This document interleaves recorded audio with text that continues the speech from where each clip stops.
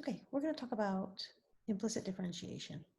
And so in implicit differentiation, what you want to remember is that an explicit equation, one where you can get y all by itself, is different from an implicit equation where it might be difficult to isolate the y.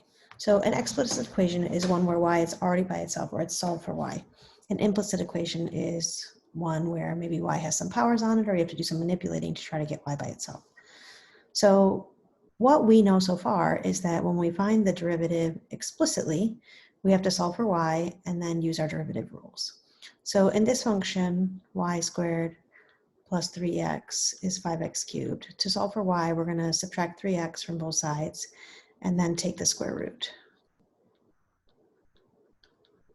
But remember, when you take the square root, you're going to say positive or negative. So when I do the derivative, I'm sort of doing two different derivative problems. I have 5x cubed minus 3x all under the square root, which is the same as 5x cubed minus 3x to the 1/2. So to take the derivative of that, I'm going to use the chain rule. 1/2 5x cubed minus 3x to the negative 1/2 times 15x squared minus 3, the derivative of the inside.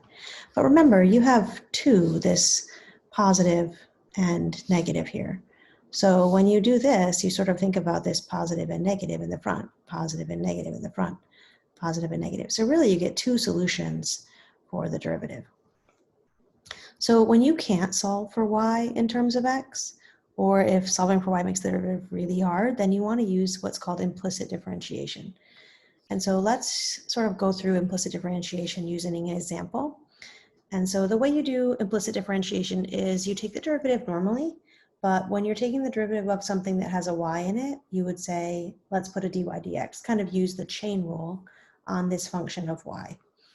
So to take the derivative of y squared plus 3x equals 5x cubed, we would do the derivative of y squared, which is 2y.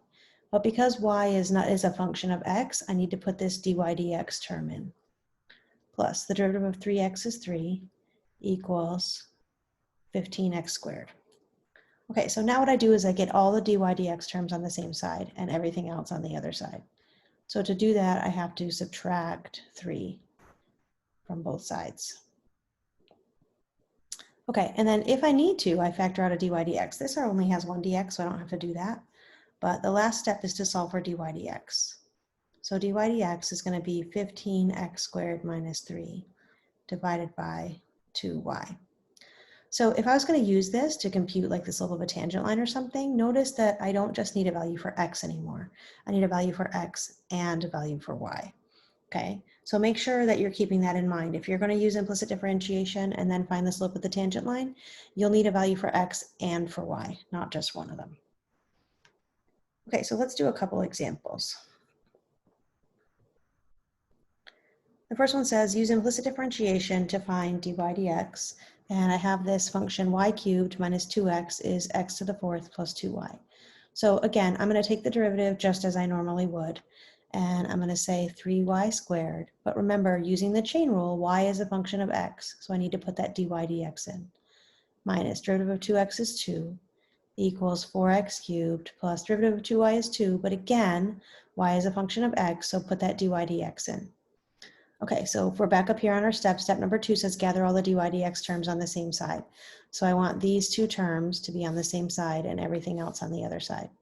So I have 3y squared dy dx minus 2 dy dx equals 4x cubed, and I have to move this negative 2 to the other side, so add it, plus 2. And now if you notice I have two dy dx terms, so if I go back to this step number 3 up here where it says factor out, I'm going to factor out the dy dx. So when I factor it out, I'm left with 3y squared minus 2 is 4x cubed plus 2. And then the last step is to solve for dy dx by just dividing by all that stuff. So I have dy dx is 4x cubed plus 2 divided by 3y squared minus 2. Okay, let's try another example. And what I want you to think about when you're doing this example is this middle term here, this 4xy squared. Because notice you have two variables in that middle term. So when you're taking the derivative, you're going to need to use the product rule. Okay, so the derivative of 3x squared is 6x plus product rule. Derivative of 4x is 4. Leave the second function alone, y squared. Plus, leave the first function, 4x alone. Take the derivative of y squared, 2y dy dx. Minus 15y squared. Again, I need that dy dx. Equals, derivative of 10 is just 0. Okay, so again, I want to keep the dy dx terms on the same side and move everything to the other side.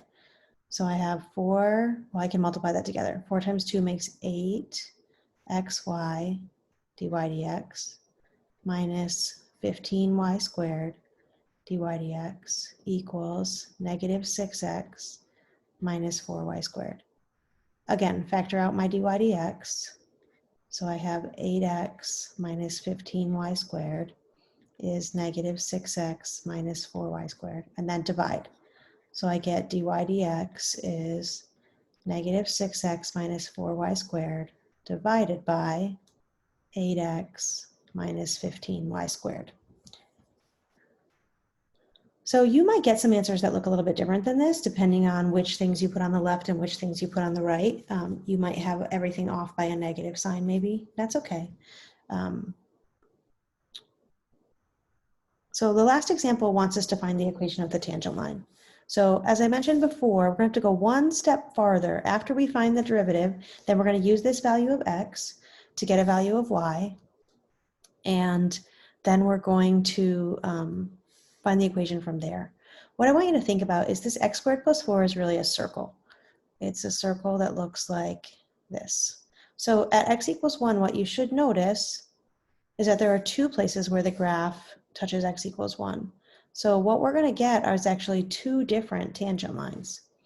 So when I find the slope, or when I find my point, I'm going to get 2 different points. Using x equals 1, I'm going to get 2 different y values.